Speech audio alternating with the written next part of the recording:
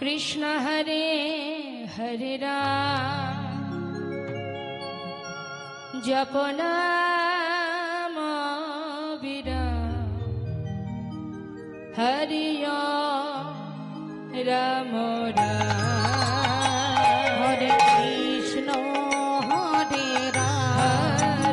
कृष्ण कृष्ण हरे राम हरि जप नाम विराम हरि ओम राम राम हरे कृष्ण हरे राम कृष्ण हरे हरे राम जप नाम विराम हरि ओम राम नाम अमर नित्यानंद राम अमर गौर प्राण राम हरि ओम राम राम हरि ओम राम राम আমার নিত্যানন্দের নাম আমার গোরে প্রাণ নাম জপ নাম বিরাম হরি ওম রাম নাম আমার নিত্যানন্দের নাম আমার গৌরে প্রাণ রাম জপ নাম বিরাম হরি ওম রাম রাম हरे कृष्ण हरे राम कृष्ण हरे हरे राम जप नाम विराम हरि ओम राम राम हरे कृष्ण हरे राम कृष्ण हरे हरे राम जप नाम विराम हरि ओम राम नाम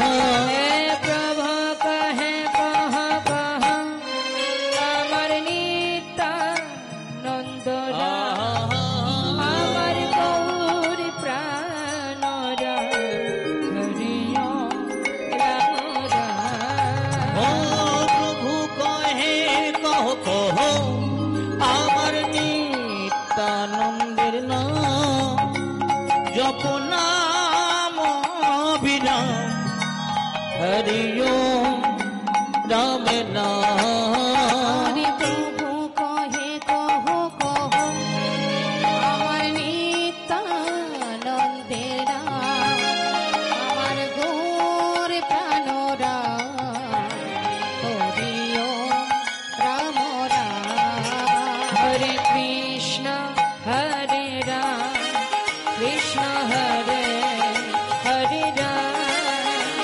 जप नाम विराम हरि ओम राम राम हरे कृष्ण हरे राम कृष्ण हरे हरे राम जप नाम विराम हरि ओम राम नाम हे गगन भेदिया उठिल ब्रह्मणा हरि ओम राम राम हरि ओम राम राम हरि ओम राम राम गगन भेदिया उठिल ब्रह्मणा हरि ओम राम नाम हरि ओम राम नाम हरि ओम राम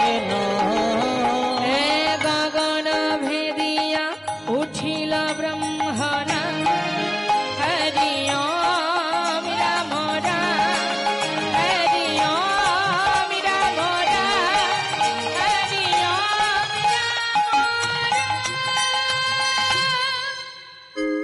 जय नित्यानंद जय गौरचंद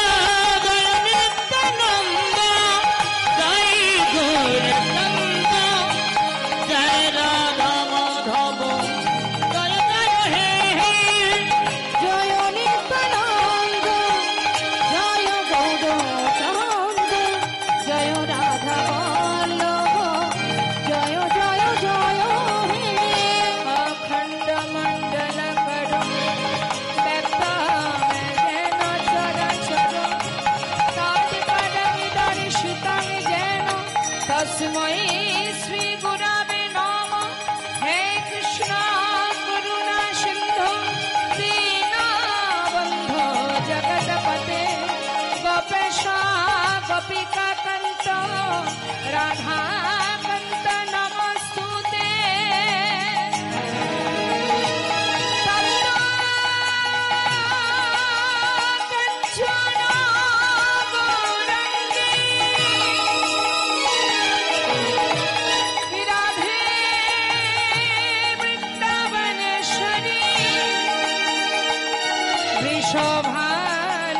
शोभानुसुते देवी प्रणमामि हरे प्रिये। मुखात्करति वाचन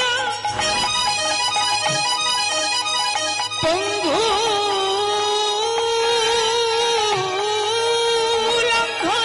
गिरिं जगति पाहि तमहं वन्दे परमानन्दो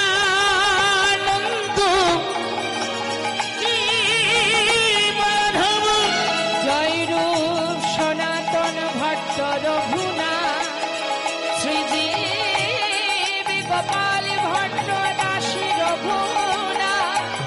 এই ছয় গোসাইয়ের করি চরণ বন্দন, যাহা হতে বিঘ্ন না অবিষ্ণ পূরণ।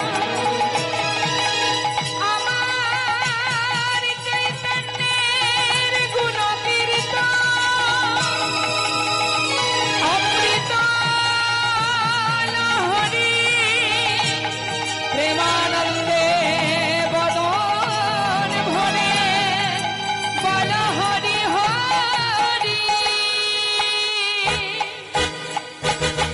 এসো নিতাই এসো গৌর, এসো নিতাই এসো গৌর, এসো নিতাই এসো গৌর, এসো নিতাই এসো গৌর। এসো নিতাই এসো গৌর, এসো নিতাই এসো গৌর।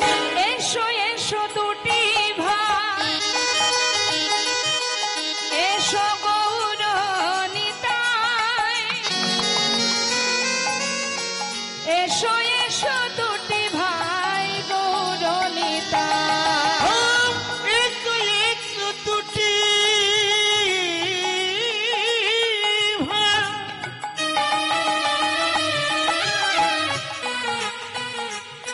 এসো গৌর নিতাই।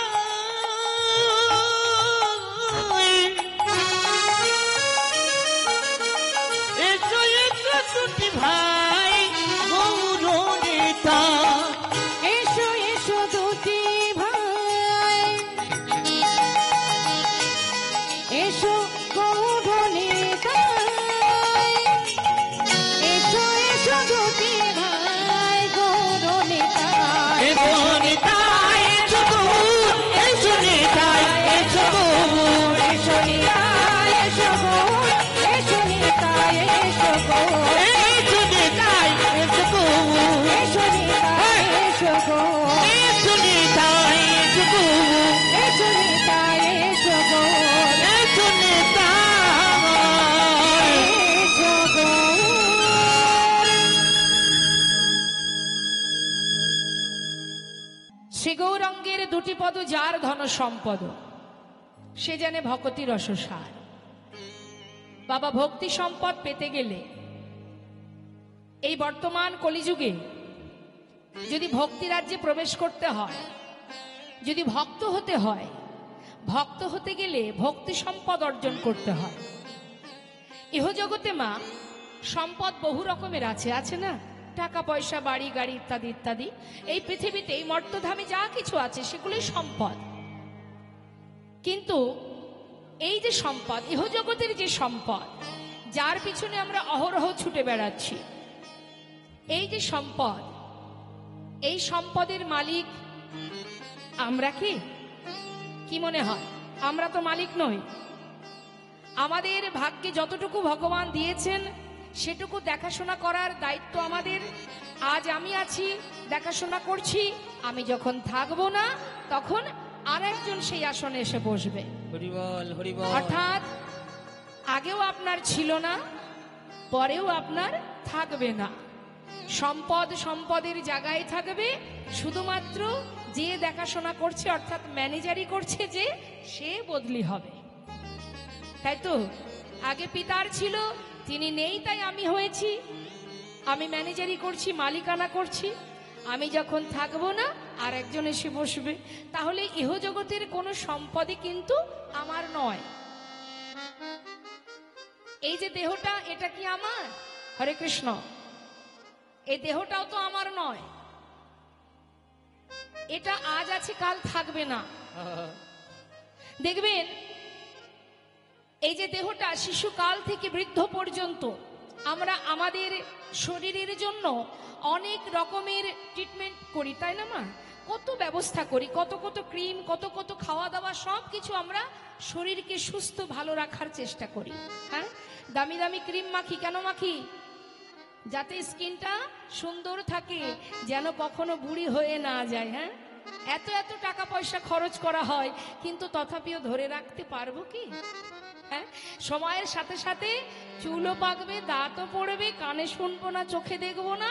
অর্থাৎ এই দেহটা যদি আমার হতো, আপনি যদি কোনো কিছু যত্ন করে আলমারিতে তুলে রাখেন, সে আপনার কোনো ভালোবাসার কোনো প্রিয় জিনিস, 2 বছর পরে 5 বছর পরে বের করবেন, দেখবেন সেটা সেইভাবেই আছে, তাই তো? কিন্তু দেহটাকে কি আপনি ধরে রাখতে পারবেন? হরি বল। তাহলে এটা তো আমার নয়, তাই সেই জন্য ধরে রাখতে পারছি না।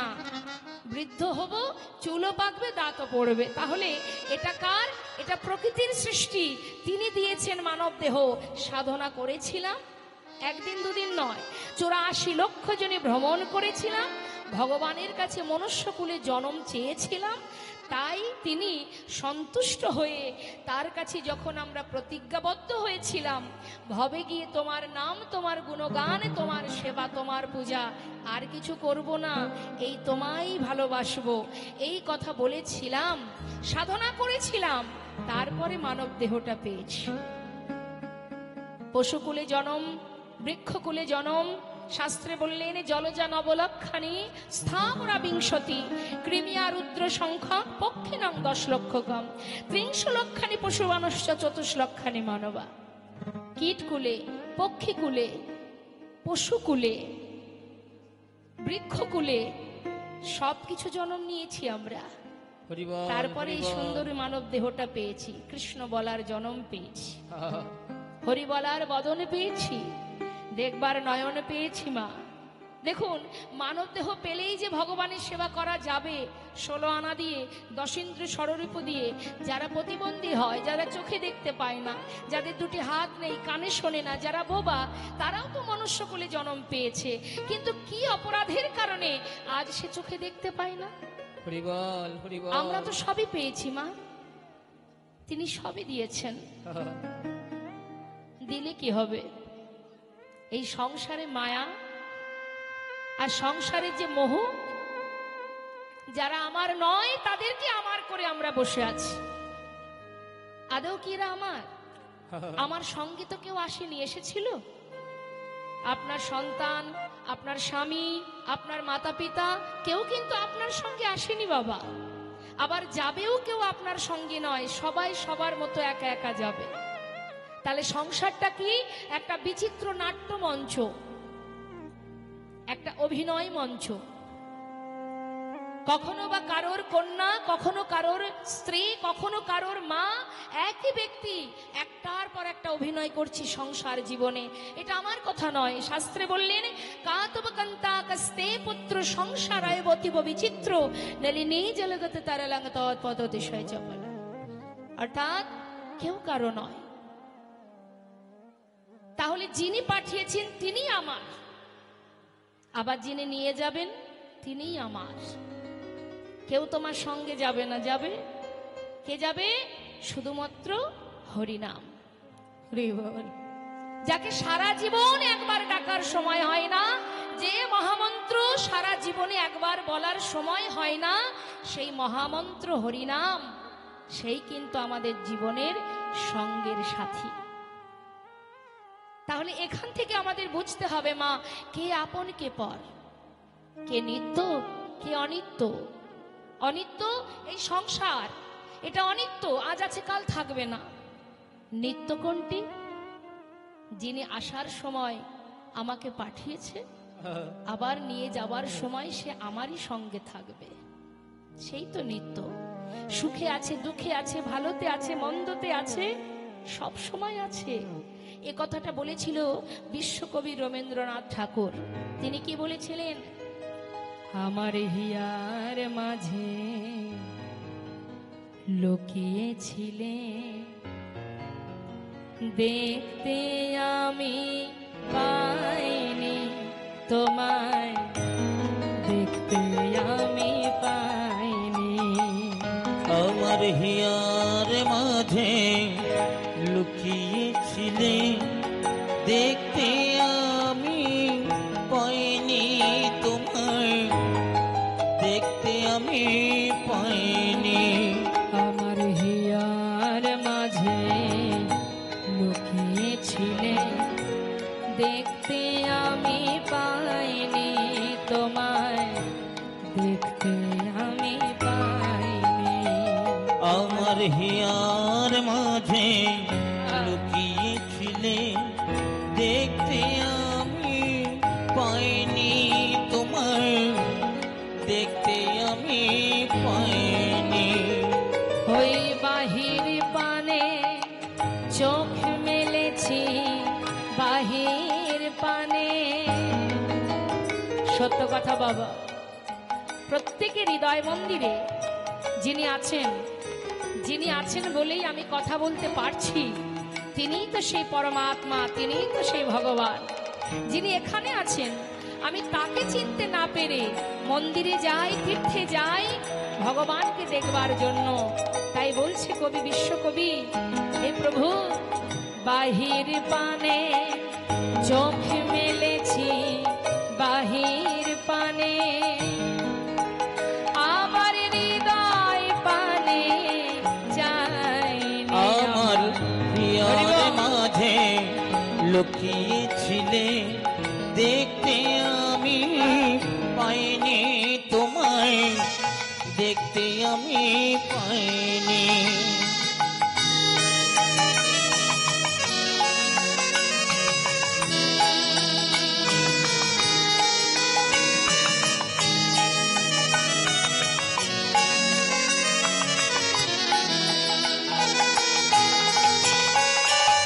আমার সকল ভালোবাসা, সকল আঘাত, সকল আশায়, আমার সকল ভালোবাসায়, সকল আঘাত, সকল আশায়। কত সুন্দর কথা মা।